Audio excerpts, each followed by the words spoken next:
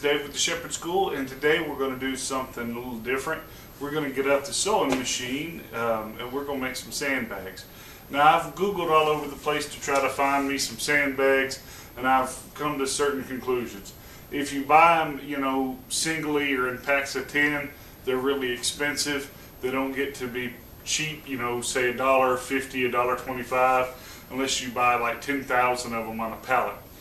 I don't need that many, and I really don't have a place to offload a pallet, and I'm not going to afford, you know, the money of buying just 10 of them. And so I wanted to make some.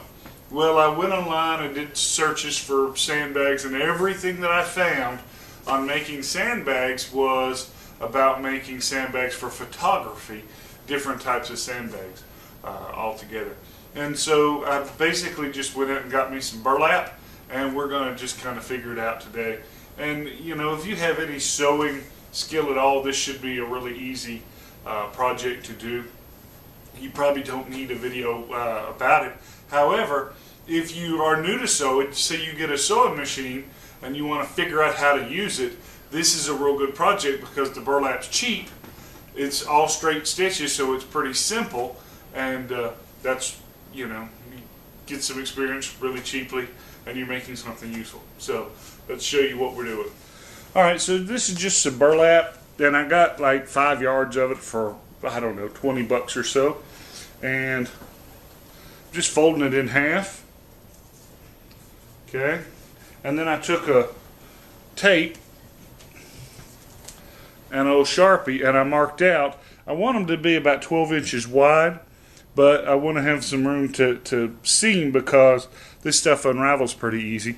So I made a mark at 14 inches, at 18 inches, or 14 inches, 28 inches, and then 42 inches. And then I'm just going to take a straight edge, and I'm just going to mark where I should cut. We've got a little straight edge here.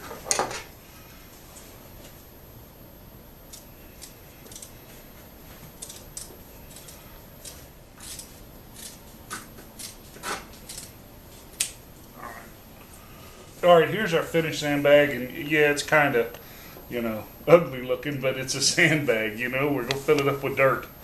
Alright, and so we just got a little drawstring thing here once we fill it, so we can tighten it up, and that's all there is to it. Okay, so what we're going to do is, first off, we're going to make our little drawstring pouch. Okay, I got a piece of twine here, and I'm just going to lay it in there just like that, and I'm going to fold it over, and I'm going to stitch it.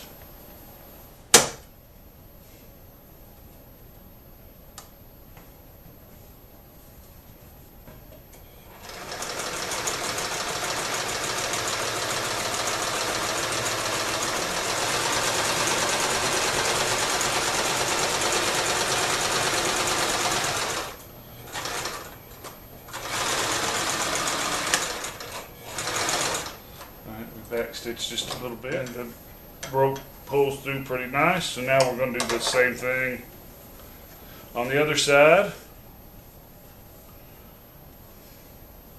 This is why I cut that string awful long.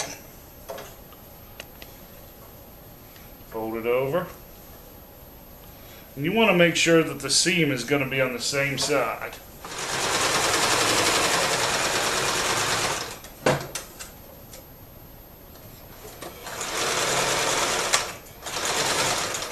Okay, so now notice how the seams are on the same side and the loop is on the same side. If you mess around and get that cattywampus, it's going to cause you some problems. Okay, now we're going to sew the sides up, and for that you will flip it around so that your seam side of your drawstring is out. Okay, that's on the outside, that's on the outside. Okay.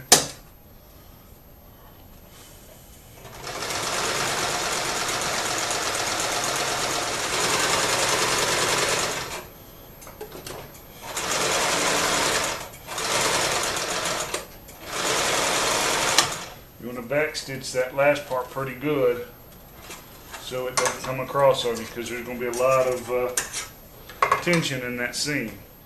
Alright, same thing on the other side.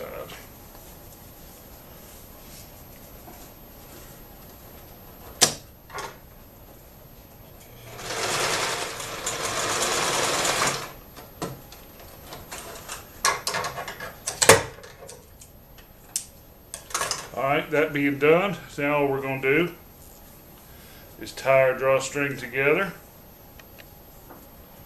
so we don't have it pull out.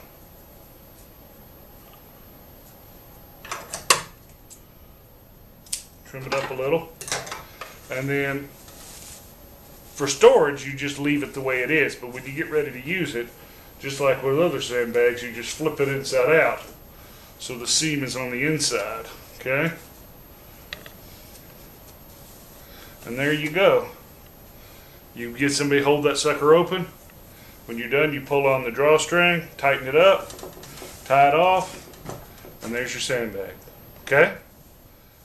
There's our finished sandbags. That's all it is to it. I know they're ugly, but like I said, they're sandbags. You're just going to fill them up with dirt and stack them high. So anyway, there it is. And until next time, you can always catch us online, www.tngun.com.